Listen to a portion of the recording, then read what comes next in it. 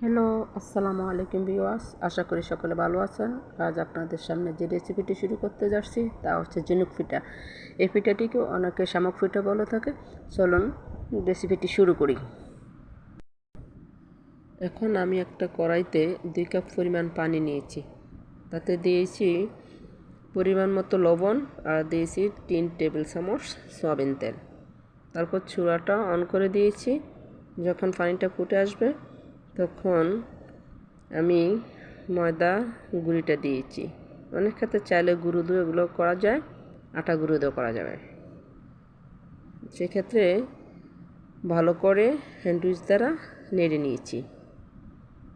তারপর চুলার আঁচটা অফ করে চুলা থেকে নামিয়ে নিয়ে আমি এটাকে খামির করে নিয়েছি।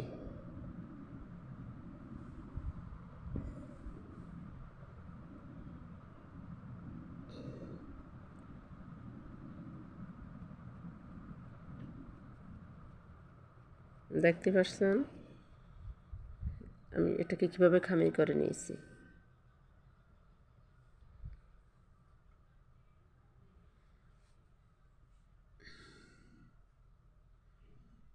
তারপর আমি ছোট ছোট করে লিচি করে নেব।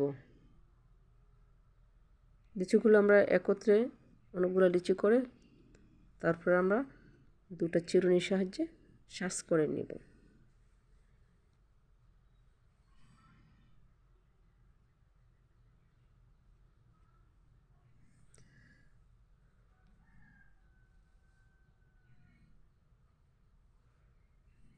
আমি 2টা চিরুনির ব্যবস্থা করেছি।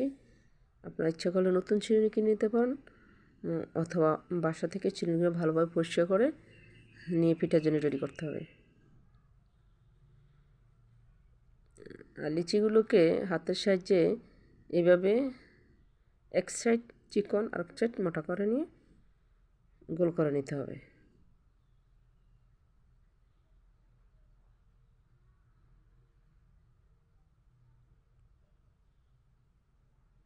তারপর 2টা চিরুনির সাহায্যে এইভাবে ঝিনুকের মতো পিঠা তৈরি করে নেবে।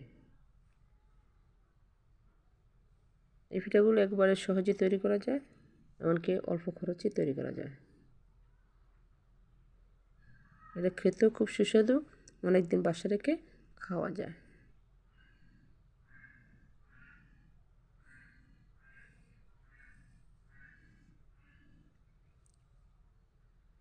দেখতে পাচ্ছেন আমার পিঠাগুলো রেডি হয়ে গেছে। এই পিঠাগুলো আমি ভাজার জন্য এখন চুলাতে নিয়ে যাব।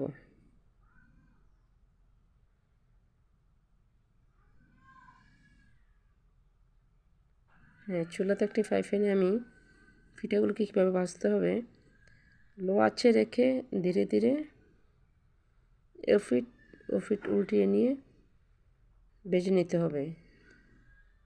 বেশি তাপ দিয়ে ভাজা যাবে না, তাহলে পোড়া যাবে, বিশেষ করে মচমচে ভাবটা আসবে না। দেখতে পাচ্ছেন আমার পিঠাগুলো ভাজা হয়েছে। এখন আমি এটাকে শিরা করে নেব। প্রথমে একটা কড়াইতে 2টা দারুচিনি 2টা এলাচ নিয়েছি। তারপরে দিয়েছি 2 কাপ পরিমাণ চিনি আর দিয়েছি হাফ কাপ পরিমাণ পানি। তারপর চুলার আঁচ মিডিয়াম হিটে রেখে ধীরে ধীরে করে জাল দিয়ে ঘন লাসা করে নিতে হবে। আর যদি পাতলা থাকে তাহলে এটা মুচমুচে ভাবটা থাকবে না। এভাবে লাসা করে নিতে হবে। দিকে খেয়াল করতে হবে চুলার আঁচটা খুব নরমাল থাকতে হবে। তারপর আমি পিঠাগুলোকে এর মাঝে দিয়ে দিলাম, দিয়ে নেড়ে ছেড়ে শিরাটাকে পুরোটা পিঠাকে শিরাটার মধ্যে ডুবিয়ে নিলাম। দেখতে পাচ্ছেন আমার শিরাটা পুরোপুরি নাড়াচাড়া হয়ে গেছে। আমি এখন এটাকে একটা বলের মধ্যে ঢেলে নিলাম। দেখতে কত সুন্দর হয়েছে। এই পিঠাটা আপনারাও বানাবেন এবং অনেক দিন পিঠাটা বাসায় সংরক্ষণ। ভিডিওটি যদি আপনাদের কাছে ভালো লাগে অবশ্যই সাবস্ক্রাইব করতে ভুলবেন না। আজকের মতো এখানেই শেষ। আল্লাহ হাফেজ।